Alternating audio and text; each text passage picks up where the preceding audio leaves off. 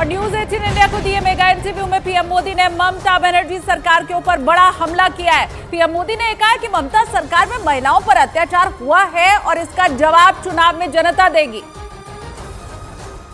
बंगाल की तरफ चलते हैं। वेस्ट बंगाल में जो है इस बार चुनाव काफ़ी जोरों में लड़ाई हो रही है। पिछली बार जब आप 2019 में 18 सीट लाए थे 42 में, तो लोग चकित रह गए थे। लोगों को उम्मीद नहीं थी कि आप 18 सीट लाएंगे। इस बार आपके एक नेता ने कहा है कि 36 सीट आ सकती है। राजनाथ जी ने मुझसे इंटरव्यू में कहा था कि 36 सीट आ सकती है। कैसे देख रहे हैं इस वक्त माहौल को? देखिए, जहाँ तक लोगों का चकित वाला जो आप कह रहे हैं ना, उनका प्रॉब्लम यह है कि मुझे 10 साल हो गए, अभी भी वो मानने को तैयार नहीं कि देश की जनता ने मोदी नाम के किसी व्यक्ति को प्रधानमंत्री बनाया। तो ऐसी एक जमात है जो देश के मैंडेट को स्वीकार करने को तैयार नहीं है जी। अब हकीकत है भाई कि देश की जनता हमको समर्थन दे रही है। आपने हिसाब लगाया था नहीं होगा, तो ये आपकी गलती थी। लोग, हमारे तो लोगों के साथ संपर्क है, बट मैं मालदा में था। मैंने जी, मैं हैरान था कितना बड़ा जबरदस्त वहाँ माहौल था जी। अब जनता जनार्दन का विश्वास बन रहा है कि देश में एक स्थिर मजबूत सरकार है।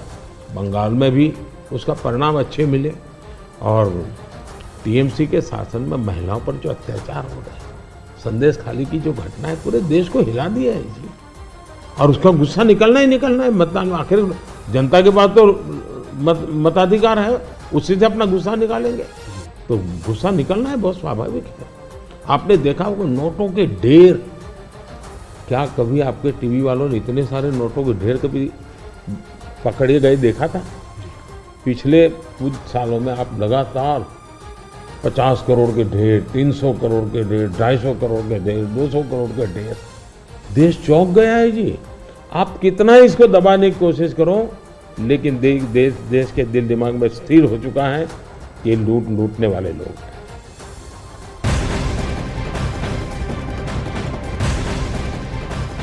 और वही न्यूज 18 इंडिया को दिए मेगा इंटरव्यू में पीएम मोदी ने बड़ी बात कही है। पीएम ने कहा है कि कभी-कभी राजनीति से ऊपर उठकर भी काम किए जाते हैं। पीएम ने कहा कि दमन और वाराणसी में कांग्रेस के सीनियर नेताओं के हेलीकॉप्टर खराब होने पर उन्होंने एयर एम्बुलेंस भेजने की पेशकश की थी। मैं बताता हूँ कि शायद कौन सा चुनाव है मुझे याद नहीं है, लेकिन राहुल जी का कहीं पर हवाई जहाज में कुछ गड़बड़ हुआ, तो मुझे पता चला, तो मैंने तुरंत उनको फ़ोन किया।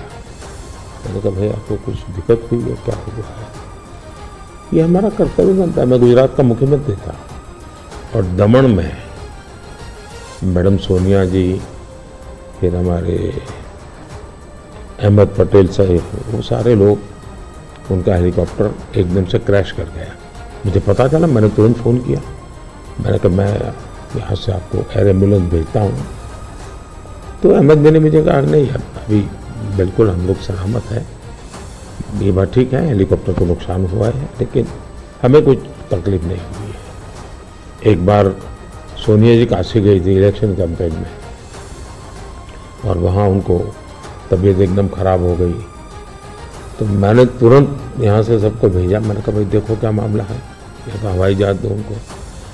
तो ये एक तो मेरे संस्कार भी हैं। अब मैं मानता हूँ कि ये राजनीति से परे होते हैं चीज़ें। तो मेरे लिए किसी भी परिवार में आपत्ति आ जाए, ये हमारा राजनीति से ऊपर उठ करके ही व्यवहार होना चाहिए।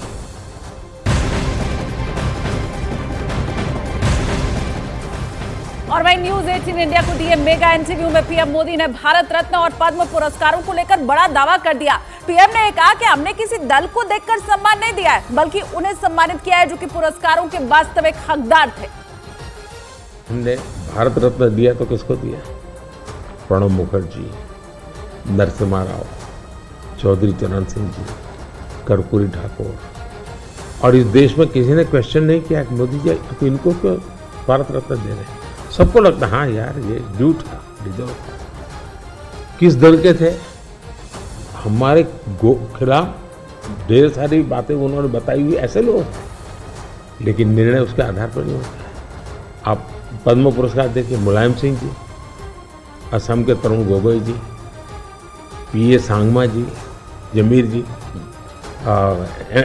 SM कृष्णा जी, आप देखिए जी, सारे लोग हैं दूसरी पार्टियों के, हमने उनको पद दिया।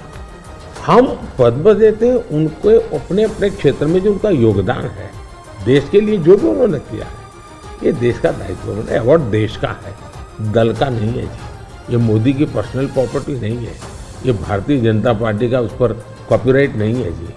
तो मैंने पूरा पद्म पुरस्कार, तो मैं मानता हूँ कभी अगर आप स्टोरी चलाएं, मीडिया के लोग इंटरेस्ट करें, भारत में पद्म पुरस्कार को कैसे परिवर्तित किया गया, कैसे पद्म पुरस्कार एक प्रकार के सच्चे अर्थ में सम्मान बना दिया, इतना बड़ा काम उन्होंने किया है। अगर तारीफ होनी चाहिए तो इस बात की होनी चाहिए कि भाई आप बहुत बड़े सोच वाले लोग हैं कि आप ऐसे ऐसे निर्णय करते हैं। ये क्वेश्चन नहीं होना चाहिए कि आपने उनको क्यों दिया।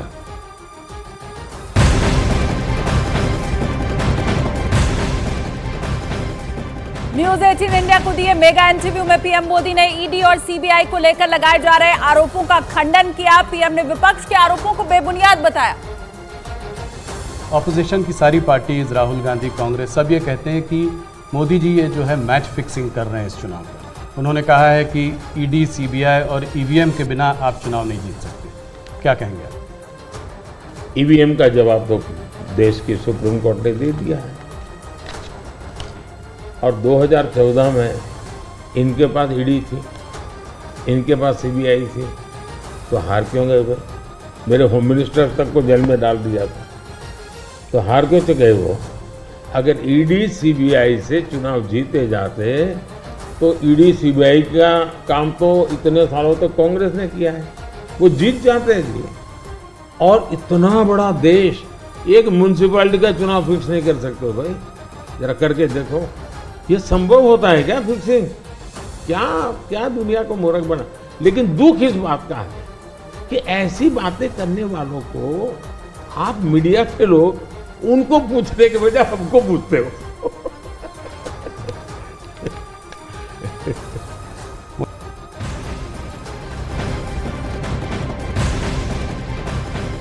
न्यूज 18 इंडिया को दिए इंटरव्यू में पीएम मोदी ने हुबल्ली में नेहा हिरेमत मर्डर केस पर चिंता जाहिर की। पीएम मोदी ने कहा कि यह सियासी नहीं बल्कि मानवीयता का विषय है। ಕರ್ನಾಟಕದಲ್ಲಿ ನೇಹಾ ಹಿರೇಮಠ್ ಮರ್ಡರ್ ಕೇಸ್ ಬಹಳ ಚರ್ಚೆ ಆಗ್ತಾ ಇದೆ. Neha killed inside the campus by Fayaz. Even JP Nadda ji rushed to her house. आप क्या सोच रहे हैं, ये अभी ये फोकस शिफ्ट हो रहा है क्या? कर्नाटक का चुनाव का फोकस ऐसे इश्यूज को शिफ्ट हो रहा है? देखिए, नड्डा जी का कार्यक्रम वहाँ चल रहा था और इतनी बड़ी घटना घटी थी, और ऐसी चीज़ों में हमें वो किस दल के थे, वो कांग्रेस के थे, उसकी बेटी की हत्या हो गई तो हमारा क्या, ये हमारे संस्कार नहीं है, न ही हमारी सोच है, और एक मानवीय संवेदना का विषय है।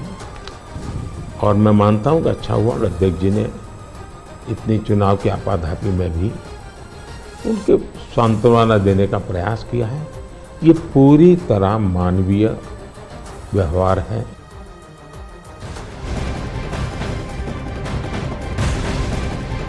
और वहीं प्रधानमंत्री के न्यूज 18 इंडिया को दिए मेगा इंटरव्यू के ऊपर प्रतिक्रिया देते हुए नेहा हिरेमत के पिता निरंजन हिरेमत ने पीएम मोदी का धन्यवाद दिया है।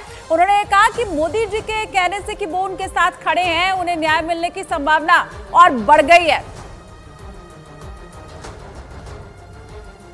आज मोदी जी उन्होंने गंभीरता लेके अपना बेटी के साथ रहता हूँ, बेटी का न्याय दिलाता हूँ, उनका परिवार के साथ रहता हूँ बोलने में हमारे को कहीं खुशी आ रही है, तो हमको कहीं ना कहीं न्याय मिलने का संभावना लग रहा है। इसलिए मैं प्रधानमंत्री मोदी जी से और जितने भी मीडिया वाले और अपना जितने भी पब्लिक प्रोटेस्ट किया है, प्रोटेस्ट करते रहेंगे और न्याय मिलने तक, फांसी पे चढ़ाने तक ये फाइट तो जाएगा नहीं करके उनको भी मैं धन्यवाद बोलता हूँ।